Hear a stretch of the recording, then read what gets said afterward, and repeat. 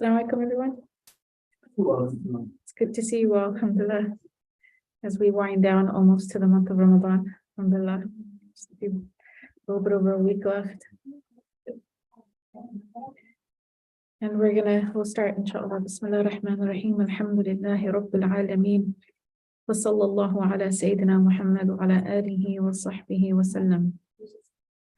نوينا التعلم والتعليم والتذكر والتذكير والنفع والانتفاع والإفادة والاستفادة والحث على التمسك بكتاب الله وسنة رسوله صلى الله عليه وسلم ودعاء إلى الهدى والدلالة على الخير ابتغاء وجه الله ومرضاته وقربه وثوابه سبحانه وتعالى وصلى الله على سيدنا محمد وعلى آله وصحبه وسلم.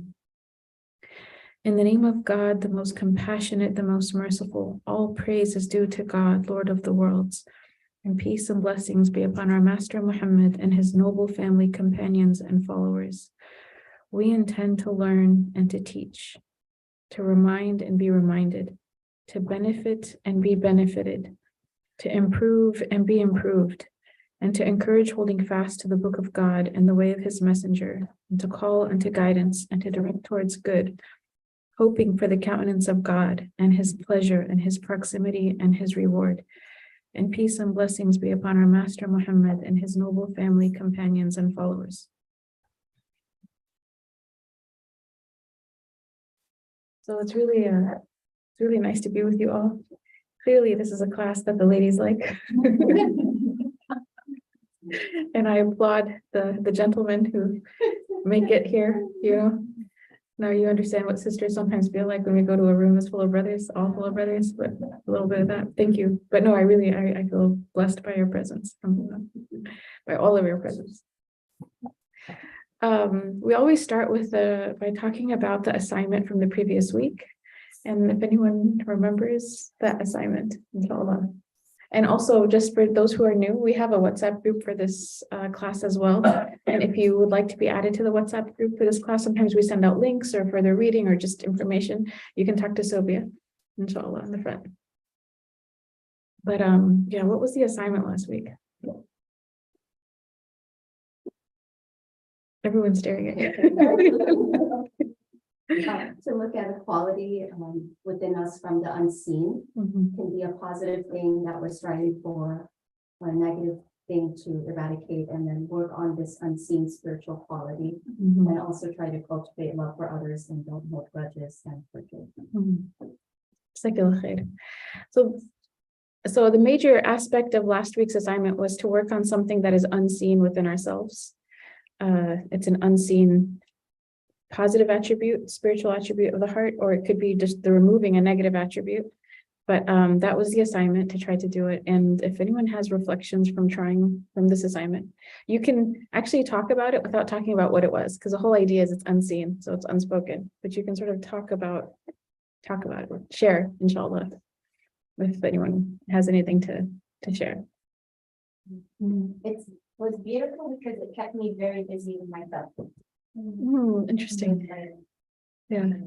It was so hard. But it's like, oh my God, I have this, I have that. I have like, oh my, so much to do. So the focus, like, that was centered on my flaws and my shortcomings and my. Oh, subhanAllah. Okay. Like, I couldn't see anything else. SubhanAllah. Well, you definitely did the assignment right, because that's the whole point of the assignments, is that, like, if we're so busy concerned with our own sort of akhirah and our own improvement that we don't see everybody else's mistakes and shortcomings, because we're just busy with our own. So, mashallah, that's a beautiful reflection. Any other thoughts or reflections? I thought it was really hard. I was trying to remove the negative one and then take the positive one just to make it easier, but I feel like maybe I just need to work on the positive ones. But when you have a car and then you see more cars on the freeway that are same as yours, it was kind of like one of those things. Like, I'm working on this, and I see all the things that are coming up, from the past or from my dance in the future, and it made it a lot more obvious, which was good because then I can work on it. But it was also like overwhelming. That's a lot to work on. SubhanAllah. I see some nodding in the front. I was just going to say that the unseen for me was just focusing on like whispers of Shaitan and trying to eradicate that in my mind by focusing on something else, I guess. And I mean, taking that negative whispering to try to make it positive somehow and learn the way, or that was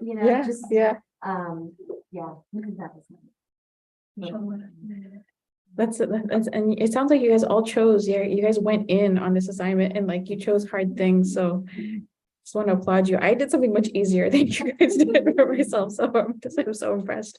For myself, I was working on something that I was hoping is like a cultivation of something I think that was positive. I was trying to focus on that, and basically so long as I was doing that, I felt a blessing in the day or a blessing in my time. And when I wasn't doing that, I like the absence of that, so so long as that was there, ease and facilitation, so long as actually one of the things that would remind me that I'm not doing it is finding difficulty. So like in difficulty, I'd be like, I need to go back to this.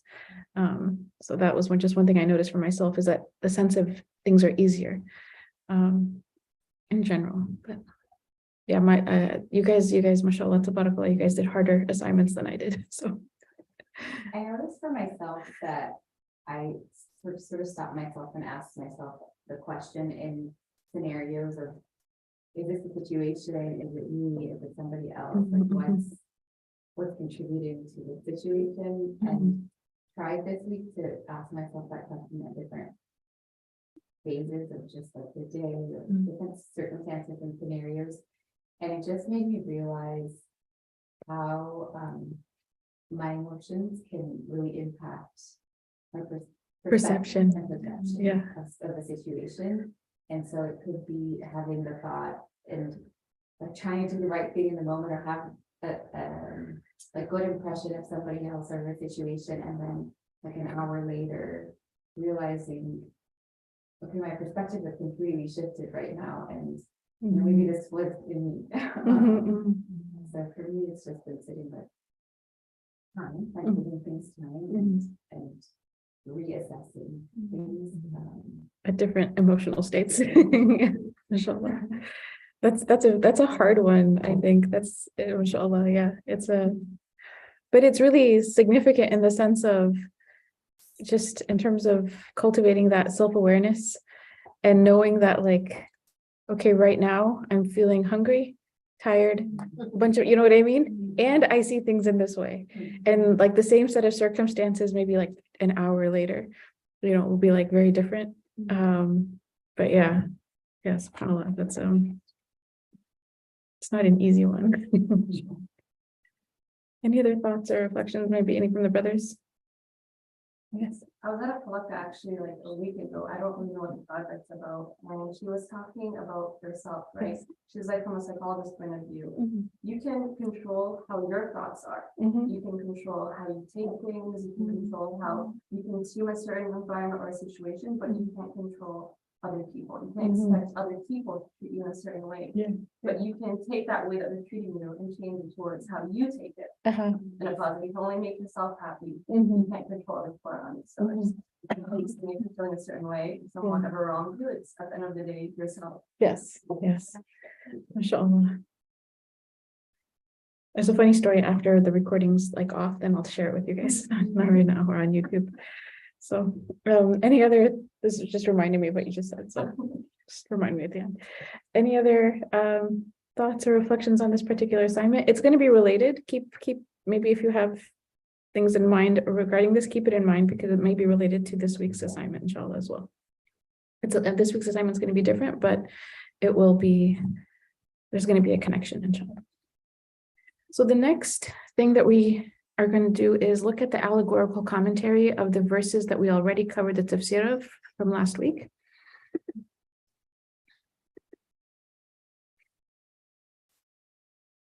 And we did verses 5 through 8 last week. And I'm going to, my apologies to all the ladies are on this side of the room, but the screen is all the way over there. Somehow the brothers still got better access. Somehow. Yeah, teasing. But you guys plotted. I'm just kidding.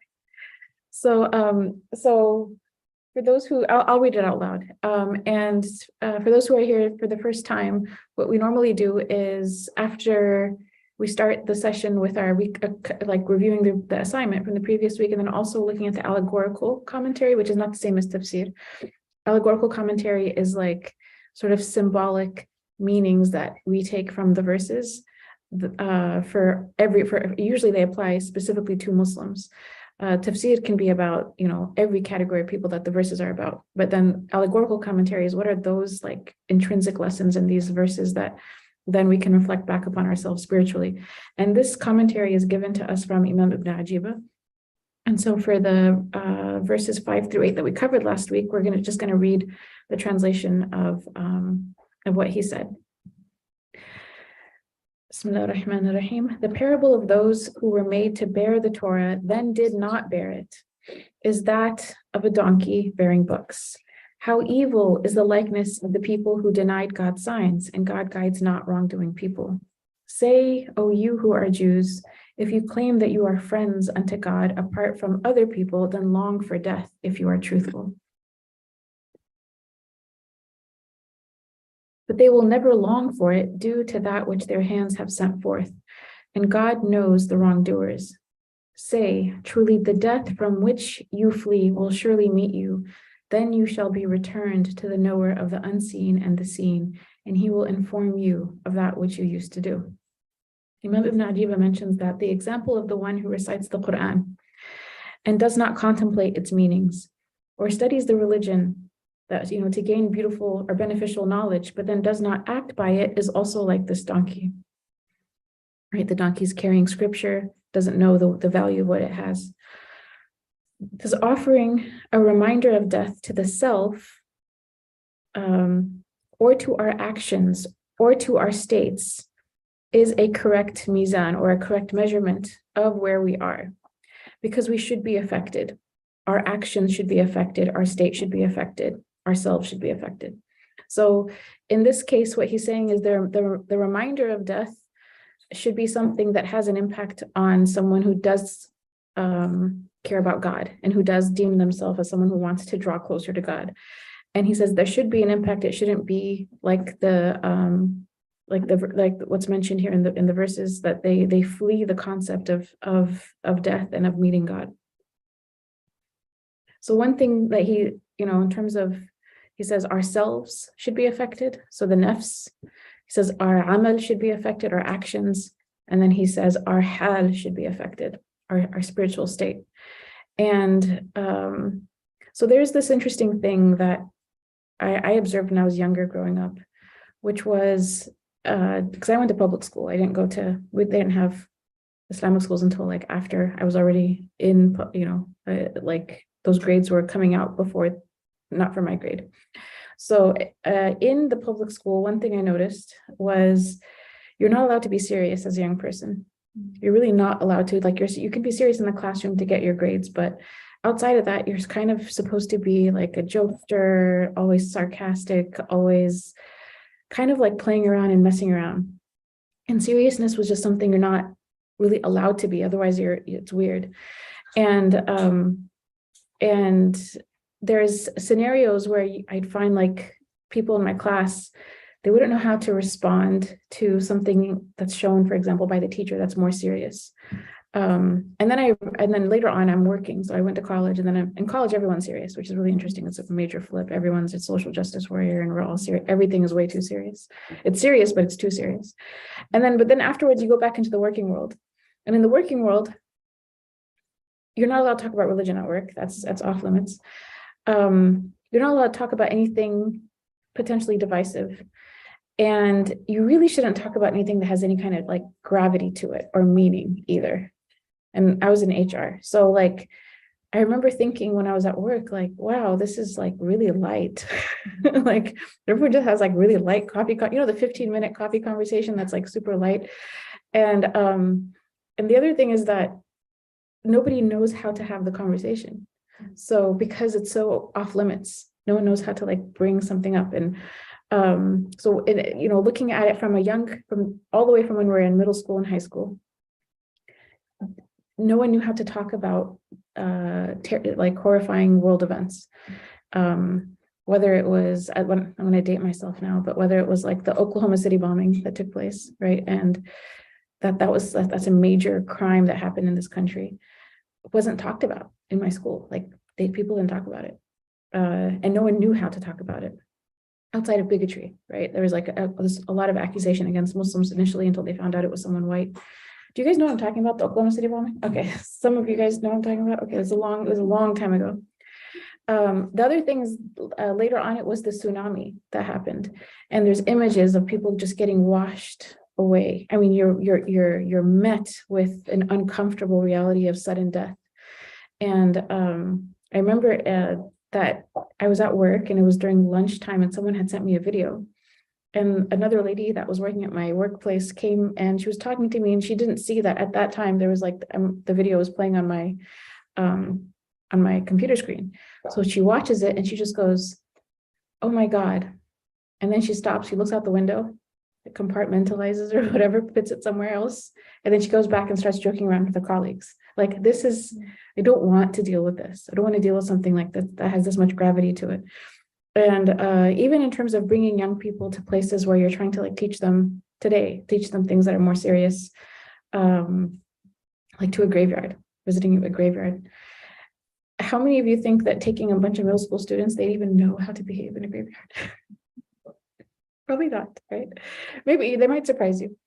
But the introduction of some of these themes, like the idea that this life is temporary and we will die, not in a morbid sense, not in some kind of like depressing way, but just that there's this afterlife that goes on forever, and that's the real life, and that's the true life. That's something that we have to really ground ourselves in, and if we don't remind each other about it, the world will not remind us. This, like, especially in America, it will not remind us. And if it does bring attention to it, it won't bring attention to it in a way that allows us to like rekindle our purpose and rekindle our actions and look at our spiritual states. It would do it in a way that maybe makes us agitated, makes us frustrated, makes us angry. Again, it keeps us more attached to this world, right? Versus a transcendent approach. Why am I bringing this up? Is I just came out from Bayan Islamic Graduate School, where I did a class in Islamic history. And one of the things that I was so amazed at is horrifying world events that happened. I told you guys about last time, right? The community of believers that met those events, they thought it was the end of the world. They literally thought the Mongol invasion was the end of the world. This is it, like Yom al-Qiyamah is coming. And yet it did not cause them to lose their religion. and they held on to their faith. And in the end, it was the Mongols who became Muslim. So so as we're seeing a change and turn in, the way the world is, we have to take the right lessons from it, but spiritually it should ground us. It shouldn't make us panic and lose our direction. It should do the opposite. It should help us like ground our direction. So this idea that for the believers, death is a good measurement, a reminder of death is a good measurement. And we should look at ourselves, our spiritual states and our actions. How are they bettered, hopefully, at the remembrance of death?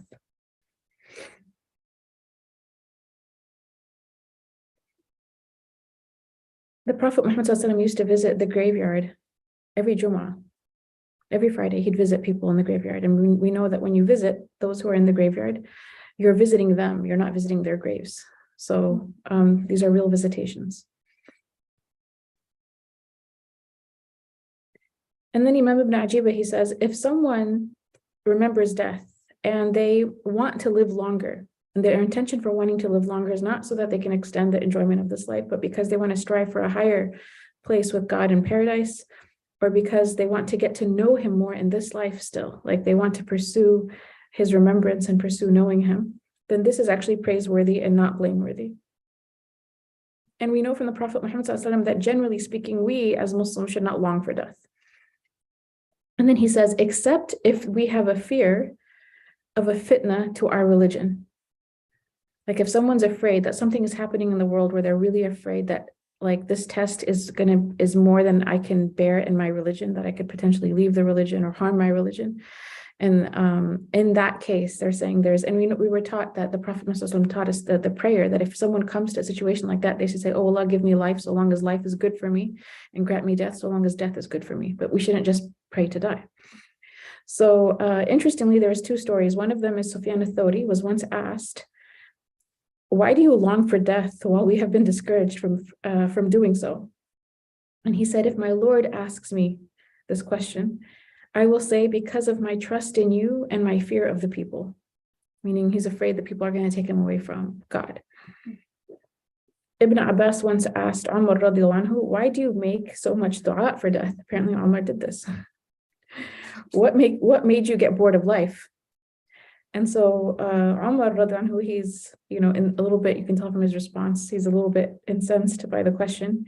And he says, oh, Ibn Abbas, how can I not wish for death when I seek what is coming from God, and I don't see, and just like this is his time, and I don't see in the people except that their mouths are open, trying to consume and take from this world, either claiming a right that cannot be trusted, or something false they shouldn't take. And if it were not that Allah will ask me about the people, I would have fled from them, and then this world would have been for me without limits. So clearly this is happening to him when he's the Khalifa. And he feels a fitna, he feels a responsibility over the ummah of the Prophet Muhammad ﷺ, and he feels like there's a greed he's noticing in the people, and it's scaring him because he's afraid that he has to answer to God in terms of how the people are behaving. And so anyway, so he has this prayer. Now, given that we're so many centuries away from this time, I don't think we can actually conceptualize or fathom exactly what he was going through when we're reading it now. But just to know that in his time, he felt overwhelmed by the condition of, let's say, the Muslim ummah at that time.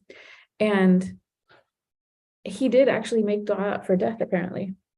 And we're not supposed to, again, do that unless we're fear for our religion or if there's a fitna for our religion. But still, we don't make dua specifically for death. We say, oh Allah, give me life so long as life is good for me. Grant me death so long as death is good for me. And we know also that from the signs of Yawm al-Qiyamah, the minor signs is that someone will sit next to a grave and wish they could trade places with the person in the grave. So these are sobering sort of reflections about the remembrance of death. But what we can, again, try to benefit from it and for ourselves is death is a reminder of the infinite life to come.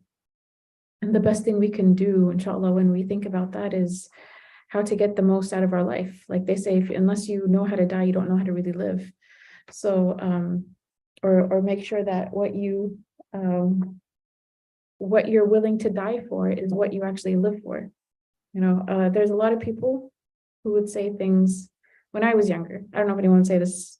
I don't know, it's like a different time, but when I was younger, people would always say things like, oh, I would die for Islam. I would die for this religion. It's like, why don't you live for this religion? So I think that's really what it's essentially what it's supposed to do, is have a positive impact on the way that we live, not a negative impact or make us sort of despair. That's not what the remembrance of death is for. Okay, and today, inshallah, we're going to go through the last verses, the tafsir. So verses 9 through 11.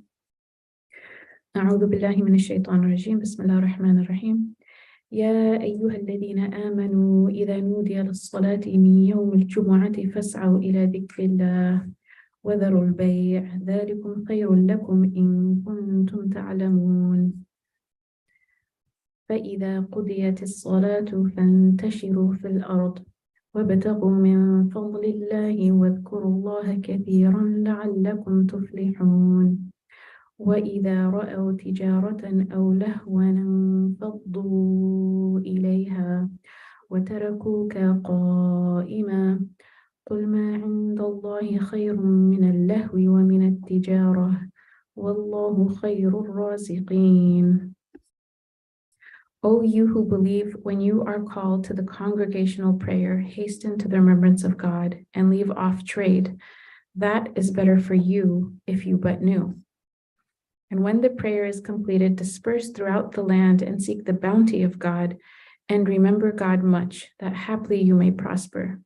And when they see some commerce or division, they scatter toward it and leave these standing, say, that which is with God is better than diversion and commerce, and God is the best of providers. So the day of the congregational prayer was in the time of the Prophet Muhammad ﷺ in Medina, in the city of Medina. It was also their market day. It's like when all the shops would be the busiest, and it would be like the day that everyone would go to basically to the souk. So if I were to compare it to something in our time, kind of like not what are those things called? Flea market. But then there's something else. What is it when they come to town? Those little, what is it? Farmers market. Yeah, that's what I'm thinking of. Combine the flea market and the farmers market, make it one. You get your food and you also get your like clothes and your, So Friday was the day that would happen, and it would actually happen at Zawal. So Friday, basically, right before Dhuhr comes in. That was like the shopping time for the whole community. So the Muslims are actually called off to leave trade during the time of prayer. And the day of the congregational prayer is not understood in the same way, obviously, for us as the Sabbath was for the Jews and the Christians, right? So they don't work on those days. We don't have that same concept. And then the command to leave off trade does not apply to the entire day, but only to the period of time during which the congregational prayer is held. So one of the things that's brought up in these verses that connects these verses to the previous verses is those who flee death do so out of a preference for the attractions of this life. And so God guides the believers to what will benefit them in the hereafter, which is the remembrance of God, as that is a commerce that will never perish. The word that's used for hasten is fas'au, right? So it's like, it's the same root as when you do sa'i, right? Sa'i is when you go from Safa and Marwa, right? It's a physical sort of endeavoring. And it's also translated to mean endeavor, that you should leave off all the worldly affairs for this time and focus upon the religious affairs. There's a hadith of the Prophet Muhammad ﷺ where he said, and this is in the tafsir Imam Al-Qurtubi and Imam Al-Razi, when you come to prayer, do not come while you are endeavoring for this world, but come to it while you are at peace. In Arabic, alaykum as-sakina. So come to prayer with a sense of peace, not when you're rushing for this world. So hasten and endeavor can both mean an outward reality, which is like you physically go to the Friday prayer, right? The same way that you would physically do the sa'i between Safa and Marwa. But it's also an attitude of the heart. So you're leaving everything else to go into the state of ritual worship or the remembrance of God. So it's an endeavoring with both your heart and your limbs, and you're leaving everything else behind. It says one should prepare for the congregational prayer outwardly by performing, obviously, the ablution, making wudu, and then purifying one's clothing, but inwardly by preparing the heart with humility before we stand before God. According to Imam Al-Qurtubi, and I had to check multiple tafsirs because I was like, this is the first time I'm reading this. So I was like, is this really what happened? This is what happened. According to Imam Al-Qurtubi, As'ad ibn Zurara and Mus'ab ibn Umair, who had been among the first in Medina, right, to embrace Islam, they began the practice of the congregational prayer so that the Muslims could have a day for prayer and remembrance like the Jews and the Christians. So I did not know this. I didn't know that companions started it, and then Allah revealed verses that agreed with the companions, and then that became the practice of the Muslims. So it was actually the two of them. The Friday congregational prayer was thus begun by the Ansar in Medina before the migration of the Prophet Muhammad ﷺ, but then institutionalized by the Prophet ﷺ when he arrived in Medina, and later given divine sanction in these verses. The Prophet Muhammad ﷺ, he first led the companions did the first prayer, the first congregational prayer. The Prophet Muhammad ﷺ, he led, the first prayer he led was actually during his migration to Medina. He stopped in Quba, just south of Medina, and then for 12 days he was there. And then he set out for Medina on a Friday. But when the time for prayer came, he prayed with the people in this place that's like it's a seasonal riverbed that they had used as a masjid. And it was here that he gave his very first congregational khutbah, his very first sermon. So I think this is really interesting because the companions wanted to gather with other companions on a Friday at Dhuhr time. And they had, I'll mention to you what Imam Ibn Ajiba says. So he says, if you're called to prayer and the Imam is on the minbar, then this is called Jumu'ah. And it's because that people gather for prayer on this day. And it was said, again, so this was also mentioned in the Tafsir of Imam Ibn Ajiba, so it's not just Imam al-Qurtubi, Imam Ibn Ajiba is also mentioning this. He says that it was said that before the Hijrah, the Ansar, they had a conversation amongst themselves, and they said, the Jews have a day to gather every week. And the Christians, the Nasara, they also have a day like this too. Let's have a day for us to gather, remember Allah, and pray.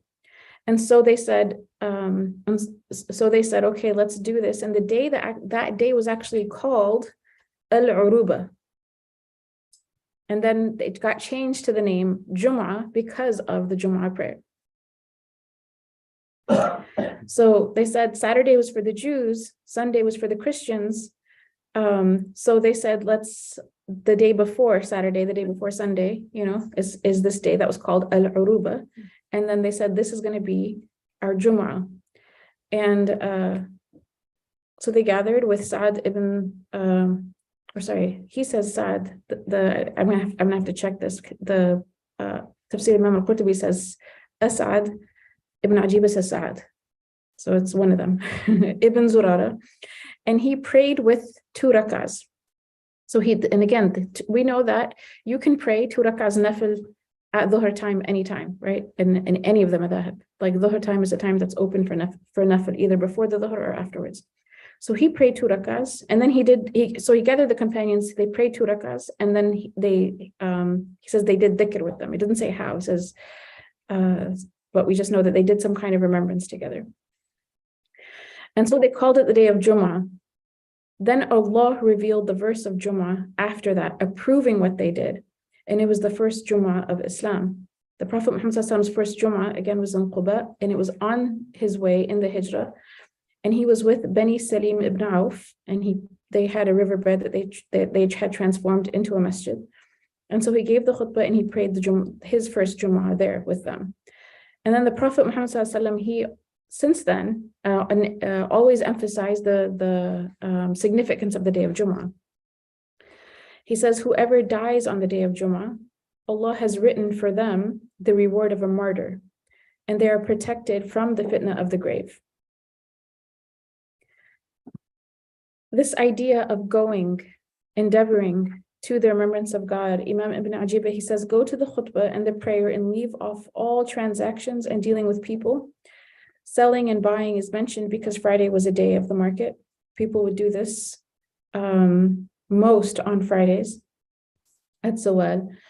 And he also said that it's told to them to basically go to a better tijara, leave the tijara of the marketplace, the sort of like the business transactions of the marketplace, and go to a better transaction. And that's the one that you have with God, a transaction for the akhirah. And then he says, nothing is more beneficial than their remembrance of God. This striving for the remembrance of God itself is better than the whole world. And then he says, if you could just know, if you could just realize this, or if you could just understand this. So we're going to come back to this theme again about the remembrance of God. The way that, Allah describes the gathering of Jumu'ah, right? With the words, ila dhikrillah, right? Fas'aw ila dhikrillah. So what are we trying to get out of going to Friday prayer? Obviously, the accomplishment of a part of our religion, for the men, it's mandatory. But what's like the essence of when you're going into the Friday prayer? Yes.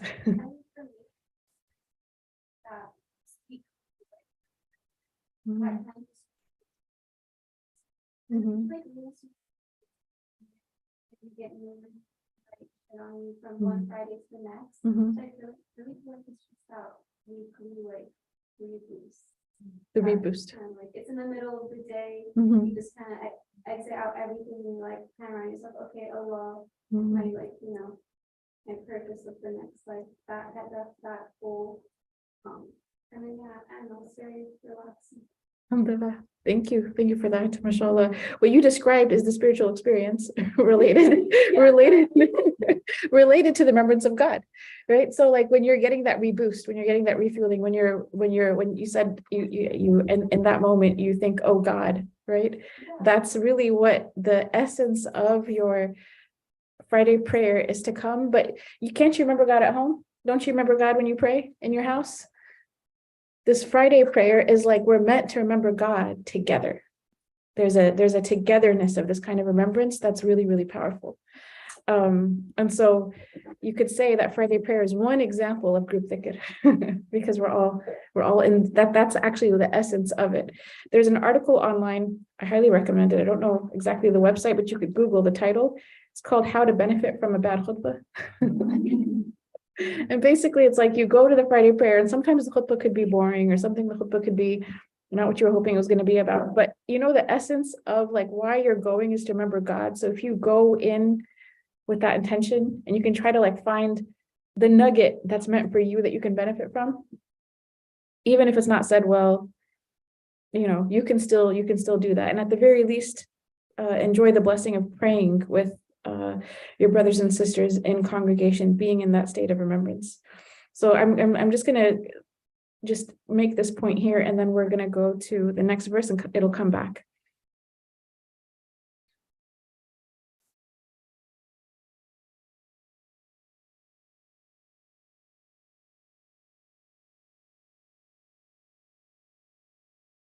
Okay.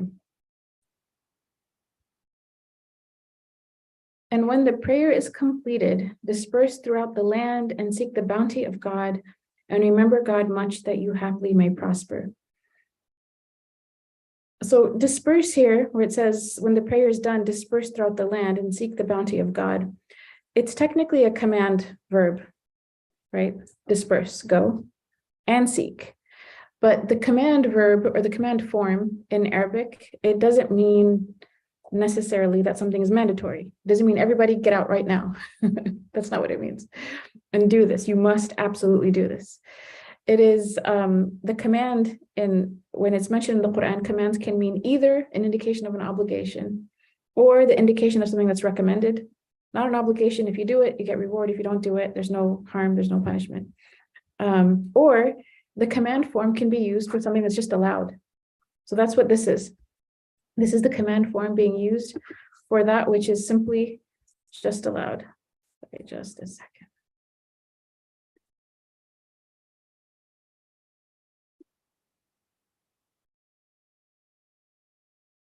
And so this is important for us just as a side note, which is one of the reasons why it's important that scholars interpret Qur'an and scholars do tafsir is because a person who doesn't have sort of an understanding of, let's say, Arabic language or Arabic, or the meanings of and how things are derived from the Qur'an in terms of usul al-fiqh, they might look at a verse that's talking about something that's simply allowed and create an obligation out of it. They might look at something that's an obligation and say that's just something that's allowed. So this is one of those things where there's a command form that's used, and it just means you're allowed to go out after prayer and disperse throughout the land and seek the bounty of God. So it's a statement indicating permissibility. And then there's a discussion about what does it mean to seek the bounty of God? And there's many different opinions. So the first is that you may now engage in commerce. You can go to the big souk that you left, and now you can go back and do your buying and selling. The second is that seeking the bounty of God means going out and seeking knowledge, because that's another way that knowledge has been referred to in the Qur'an, is as a fadl, as a bounty from God. That's mentioned also in the tafsir. Imam al-Qurtubi and Al-Hasan also had that opinion, that it meant talab al-ilm. And the third opinion is that it means, and this was the opinion of Ibn Abbas, he said, it's reported that he said that in this injunction is not to disperse in order to seek worldly things, but rather to call upon the sick, attend funerals, visit one's brothers in faith, basically to do these, make these visitations that you'd be rewarded for. So we know that also from the Sunnah of the Prophet, like we said before, is that he would actually visit the graveyard on Fridays. But this was the opinion of Ibn Abbas. It's also mentioned in the tafsir of Imam al-Qurtubi, Imam al-Suyuti, and Imam al-Tabari. And then the final opinion is that it means that you would seek the bounty of God by just doing extra prayers. Now, there's this part that says, and remember God much. So it says, seek the bounty of God and remember God much, that haply you may prosper. Here, it means that it implies, because it says in Arabic, وَاذْكُرُوا اللَّهَ كَثِيرًا. There's no limitation, right? Kathira means as much. It's translated as much or a lot. And so it implies at all times and in everything that is done. And that haply you may prosper refers to both in this life and the hereafter. Now, dhikr, we just said that the whole purpose of the Jumu'ah is dhikr, right? It says leave the world, leave your transactions, fas'aw ila dhikrillah. So you just went to Jumu'ah and you prayed the Jumu'ah. And then he says, now you can go, after Jumu'ah is over, go back to the world, go back to, seeking the bounty of God, and remember God much. So you left everything to remember God. Now you're going back to everything, and you're still being commanded to remember God and to remember him a lot. So the scholars, they said something about dhikr. They said dhikr is the only fard in Islam. It's the only thing that's really considered an obligation, that it's not, it doesn't have a limitation in the sense of you can't tell someone you did too much dhikr. You can tell someone, no, you prayed too many rak'ahs. You weren't supposed to, Maghrib's only 3, right? You can't pray 20 for Maghrib. But dhikr is one of those things that it doesn't have a limitation, not in the Qur'an, not in hadith, nowhere. It's just open. You can do it as much as you want. It's not limited by time. It's not like you can only do dhikr in this time, you can't do it in that time. You can do dhikr anytime. It's not limited by kayfiyah, like the how of your dhikr. So there are people who they can't speak, they can't make dhikr with their tongues, so they will only make it in their hearts. So there's no, in prayer, if you can't stand, you pray sitting, right? There are times when, for example, women don't pray at all. That's not there for dhikr. Dhikr is something that it's you can do it all the time. Even, they say, you're allowed to make it in your heart. Even in the restroom, you're allowed to make it in your heart. You don't say it with your tongue. So there's literally not a single place or time or situation where dhikr is prohibited. It's actually the opposite. Do as much dhikr as you can. Remember God as much as you can. It's not limited by time. It's not limited by amount. It's not limited by place. It's not limited by incapacity. So whatever amount we can do is what we do. And we're encouraged to try to do more. And I will make a slight tangent here.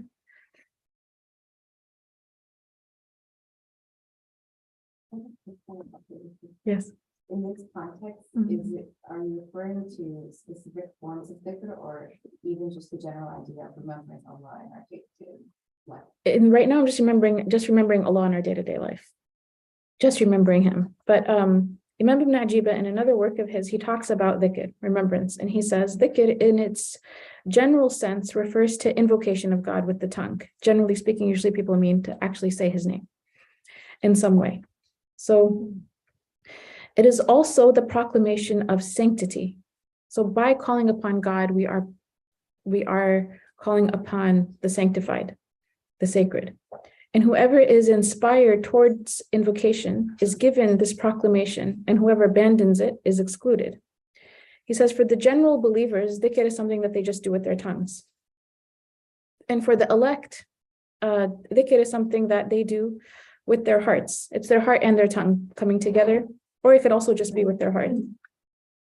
And then he describes a really high category. He calls them the elect of the elect. And I'm going to describe something, and I'm not going to even pretend to know exactly this category of people, but I'm just going to describe them for our benefit, that there are people who are like this, that they have God's remembrance in their hearts at all times, to the extent that if they were to actually say his name, it's an interruption from the state that they're already in, which is remembrance. Like for them to say his name is a distraction from their state. It's kind of like if you're already in a conversation with someone, if you say their name over and over again, it gets in the way of the conversation because you're already with them, right? So he says this last kind of remembrance is none other than consciousness and vision, wherein we invoke God in everything and through everything, which is to say that we come to know him in all things. At this stage, invocation with the tongue ceases, and it becomes, in fact, something feeble and purposeless. And the invoker is left in the silent wonder of direct contemplation. It says this is the station which Al-Wasiti meant when he said, the invokers in their remembrance of God are more forgetful than the forgetters in their remembrance, for his invocation is other than he. That's hard to kind of let us sit for just a second with that. His invocation for these category of people, to invoke him is other than him. And because they're already with him, an invocation actually gets in the way of their being with him. Again, it's really high. It's good to know there are people who are like this. But the prophets were like this. You know, it's not like we don't need to think of any fairy tales, but the idea of, you know, they had names for this. I mean, like the idea that the Prophet Ibrahim alayhi salam is Khalilullah, like the intimate friend of God. This is he was always just with God. To have a conversation with him, even in a conversation with him, and he's a prophet, he's still with God.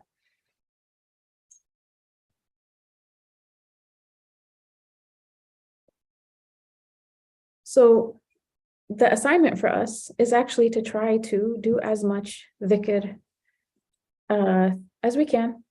And while there are like discussions about the different forms of adhkar, right? Because there's so many different things that a person can say or reflect. The simplest one, which is really the way to, I want to say, it's simple, but it's also an immediate like spiritual invocation. It's one that connects us to God immediately, is La ilaha illallah. And if simply being with him without a formula is not something, you know, this is a formula that it's our shahada. And you can't say La ilaha illallah too many times. You can't think it too many times. You can't feel it too many times. There's no such thing as too many La ilaha illallah. And so this has an impact in our lives. The more that we do dhikr, whether it's with our tongues or whether it's with our hearts, and again, even when we're doing it with our tongues, we're hoping to engage our heart in that. It allows us to feel God's presence. It allows us to be with him. He's always with us already, but it's bringing us to him. It's bringing our own consciousness to the fact that we are with him in these times. And then it helps us in everything that we're going to be doing. Whether it's ritual worship in the masjid for Jumu'ah, or you're in the marketplace, or you're at work, or no matter what situation you're in, being in the remembrance of God is going to better whatever you're doing. And there is a class next Tuesday, inshallah. So, yes. But I thought prayers, like the 5 daily prayers. They are. No, I meant that, like, so we have lots of farad. We have lots of farad, but I'm saying dhikr is the only fard that's unlimited. It doesn't have a limitation on it. So like even when we fast in Ramadan, we break our fast at sunset. You know, all other forms of worship have like these limitations. Dhikr is one that it's not limited. And so there's a second component to this that is related to the tafsir of the verse that's coming next and related to this verse. But I'm gonna describe the second component, and we're gonna get to the next verse. So there's this idea that if be in the remembrance of God, remember God a lot, that you may prosper. and you're prospering in this life, you're prospering in the next life. Dhikr will make things better, hands down. Whatever it is, it's going to become better because of dhikr. Now, there's something that, alhamdulillah, like in terms of just, we know that this life is a test. We know that we're always, we have opportunities for reward, and we have opportunities to repent for shortcomings. One of the things that I think that we don't realize, and actually this is a statement of Ibn Ata'illah, he says that anything that you seek through God is going to be easy. And anything that you seek through yourself is going to be hard. So when you feel like things are hard, right, that's a good time to realize, oh, I'm relying on myself right now.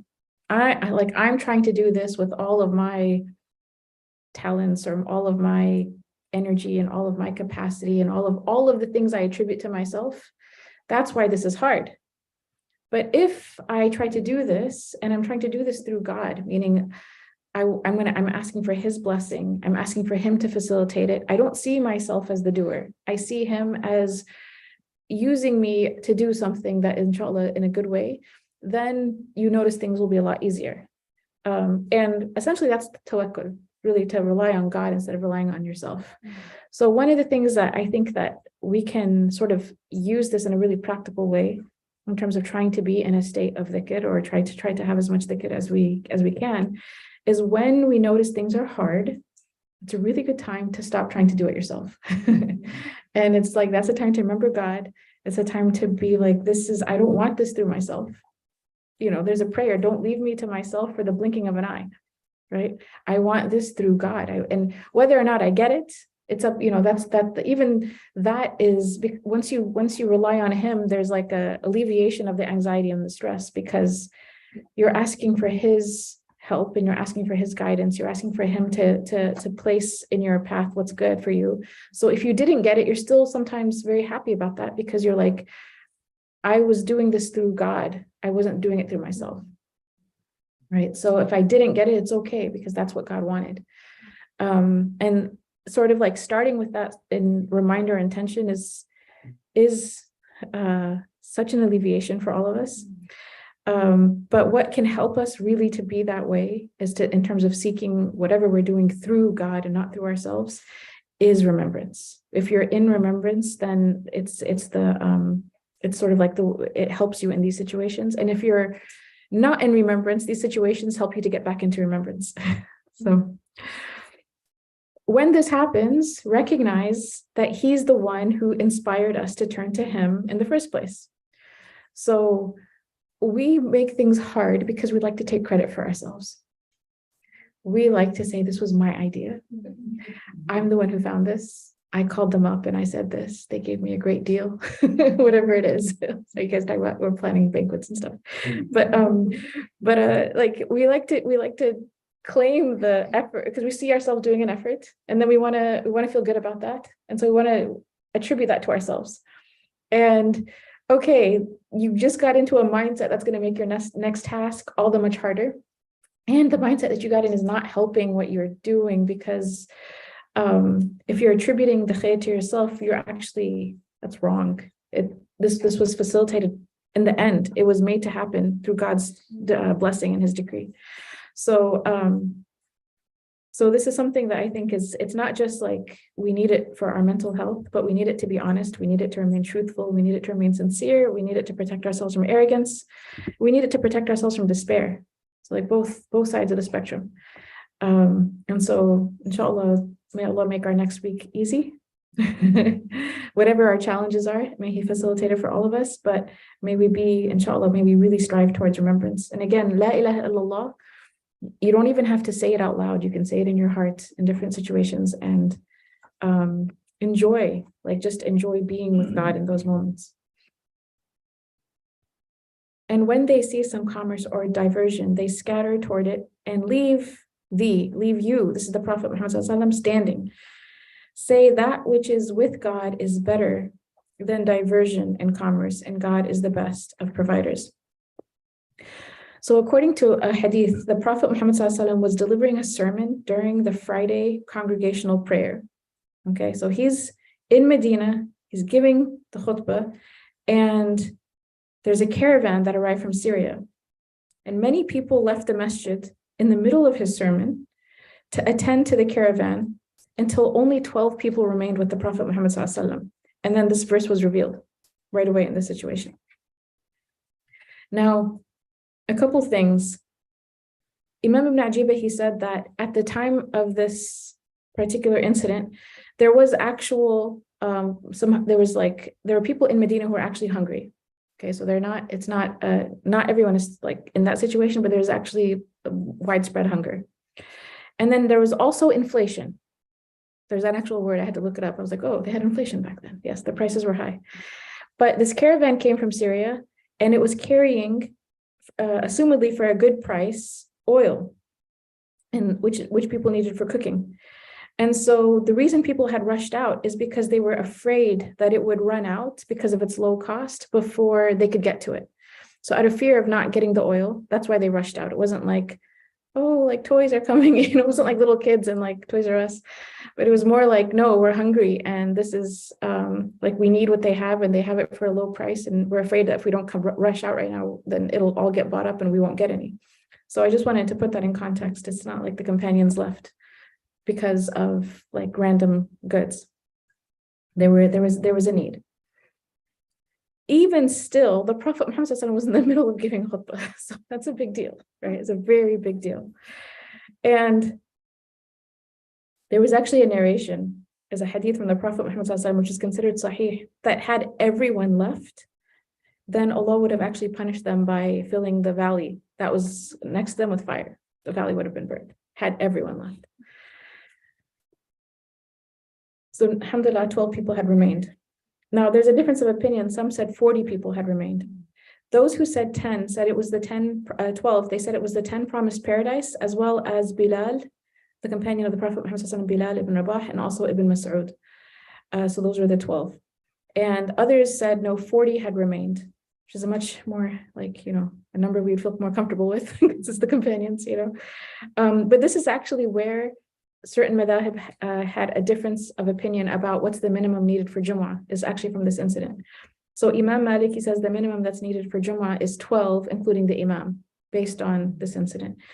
Imam Shafi'i, he said 40, because in his understanding, there were 40 that were left behind with the Prophet Muhammad ﷺ. And then Imam Abu Hanifa, and I don't know if he believes only 4 people were remaining, but for the Hanafis, they only require 4 for it to be as valid Jumu'ah, but it has to be a city that has it has to be an actual city. It can't be like a village. And the definition of a city is that which has a sultan that can defend itself, like militarily. Now, so this is in terms of the Jumu'ah itself. It says when they see some commerce, and here Imam Ibn Ajibah, he says that this commerce was for a need. And then the word that's used for diversion, lahu, is he says this is when there's commerce without a need. So he says, like, because that's what the caravan came. So some people, they're going to have a need, so it's just commerce for them. For the people who don't have an actual need for it and they're going out, that's lahu, that's enjoyment and diversion. And then he says something really beautiful. He says that there's a sir, there's a secret in these verses.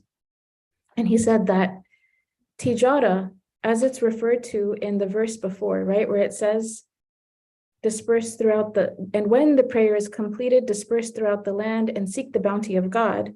The main opinion of the bounty of God in this verse is that it's referring to tijara. It's referring to like going out for business. So he says that if your tijara does not take you away from the remembrance of God, then it is a bounty from God. It's part of God's bounty. But if your tijara takes you away from the remembrance of God, then it is lahu, then it is diversion. So the same act, in one situation, God is saying this is a fadl, this is a blessing for you. In another situation, he's saying this is a diversion from what you're supposed to be doing. And what makes the difference? What makes one okay and the other one not okay? Is one did not take you away from the remembrance of God and one did.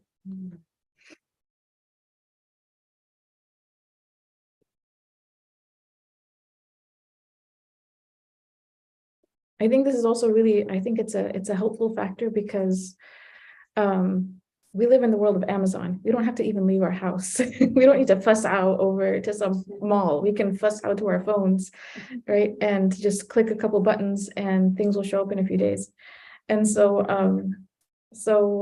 this idea of, if we're going to seek God's bounty, making sure to do so in a way that doesn't take us away from the remembrance of God, I think that will help us gauge, is this too much? Is this israf? Is this wasteful? Or is this a blessing? And this is something God wants, like, I will enjoy this and it's not too much.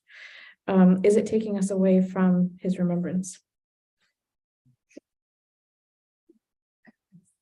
The other thing that this verse points to, in terms of just the Friday prayer itself, is that it mentions that, and they leave these standing. So they left the Prophet Muhammad ﷺ standing, which means that the khatib in general, he should be standing unless there's an udhr, unless there's some reason why he can't stand. So that also informs us of the form of the Friday prayer.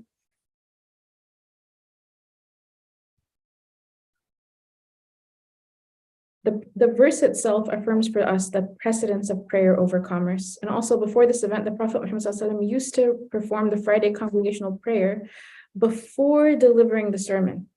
So he used to pray the 2 rak'ahs first and then give the sermon. After this incident happened, he would give the sermon first and then pray the 2 rak'ahs. And this would help ensure that people would stay for both the sermon and the prayer. That which is with God is understood to mean the reward for performing the congregational prayer. That which is with God is better. Or it can mean that the provision that God will give those who attend the congregational prayer is better than what they would have attained through commerce. So there's an idea that if what you're seeking, again, is with God, through God, you will get the best. Like, you're not going to be prevented because you're doing it in a way that God wants you to do it. It's very similar even to this concept of the assignment for the week, which is to try to do things not through yourself, but through God, right? So if you're seeking rizq, you're seeking sustenance, you're seeking some worldly benefit, if you do it through God, then you will not be prevented from what's written for you with God, because you're doing it through him. And you're not going to lose by doing it through him, versus people who, they think that if I, go to Friday prayer instead of staying at my job, then somehow I'm going to make less money. That's a misunderstanding of God. You're not going to make less money because you went to Jumu'ah. Allah subhanahu wa ta'ala is the one who controls your rizq. The verse ends with, God is the best of providers. Wallahu khairul raziqeen. And there's different kinds of rizq. So rizq in terms of sustenance is like, obviously, wealth that you use to enjoy. So it's the food you eat, it's the roof over your head, it's clothing. It's that's the main form of rizq, is like Maslow's triangle of needs, right? Like the bottom one, which is you need like basic sustenance. But there's also other forms of rizq that we have that we should also be cognizant of and appreciative of, because it could be that someone, if you're measuring rizq by like numbers, then you're not measuring it right. Numbers can be different. And we know this, like this is something non-Muslims know this, and there's documentaries about it, that there are people who can have, they're millionaires, they're billionaires, and they're not necessarily enjoying more than the person who has a lot less than them. They don't have even more happiness necessarily than someone who has a lot less than them. Interestingly, America is one of the lowest happiness indexes in the world, in the developed world. So Americans have to travel. They just assume so much about themselves because they don't travel enough. I'm not referring to Muslims, like other kinds of Americans. Need to travel. Imam Ibn Ajibah, he mentions that the realization that God is the best of providers should allow two things. One is that when we strive towards him. We don't strive towards anything instead of him. Like there's nothing in his place that we should strive for. So does it mean that there are things alongside him that we can strive for? He would say you strive through him. So don't go to, again, the example of Jumu'ah is very clear. They left the Prophet Muhammad ﷺ to go to the caravan. So they replaced, obviously being, in a place that was what God wanted them to be and where they wanted to be. They replaced that with business. And so, no, you don't replace anything. You don't replace God for anything else. But does that mean, again, as long as it doesn't take you away from the remembrance of God in the places and times and contexts that God wants us to do it, business in and of itself is not wrong. So he says, strive towards him and don't strive towards businesses instead of him. The second, he says, seek your rizq from him. And he says, you will not lose the rizq of Allah by abandoning the buying and selling at the time of Jumu'ah. So, and you can apply that analogy to anything. You're not going to lose God's rizq by doing what he has commanded you to do in a particular situation.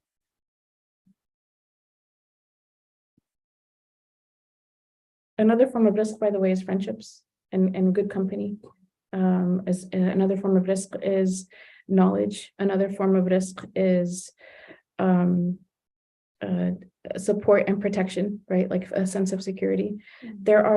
Interestingly, there are studies that show some of the immigrant families who have come and refugee families who come from overseas and they are in poorer areas, their mental health, because of the fact that they've come with their entire tribe, they've come with their aunties and uncles and cousins and brothers, and they're all living in the same neighborhood, they have a different kind of wealth. Maybe they're poor financially, but they have the wealth of an extended family that's taking care of them. So their mental health will be, like the risk of their mental health, for example, is so much higher than if it's a stable situation, right? A loving and stable situation, than someone who may be a millionaire, but live isolated in a home as a kid who doesn't have many friends, so. So we have many kinds of risks come to that in our lives, not just the one that we always think about. And then, so that's the completion of the tafsir for the surah. Next week, we're going to start with the allegorical commentary of these verses. It's actually long. That's why I didn't include it in today's session. Verses 9 through 11, the allegorical commentary, Imam Najib has a lot to say. So I just realized it's time for me to go. So we're going to close, inshallah. And alhamdulillah, we finished the tafsir. You guys got the assignment? Okay, alhamdulillah.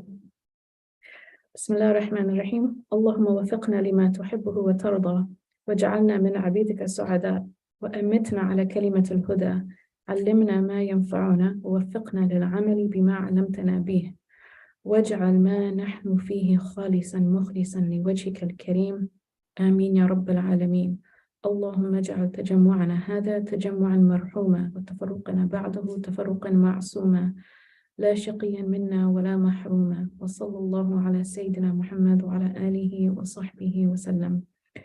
O God, give us success to attain what you love and are pleased with. Make us amongst your felicitous servants. Allow us to die on the statement of guidance. Teach us what will benefit us and give us the success to act upon what you have taught us. Make that in which we are engaged pure and devoted to your noble face. Ameen, O Lord of the worlds. O God, make this gathering of ours a gathering enveloped in mercy, and our parting thereafter a parting of our sins purged and forgiven.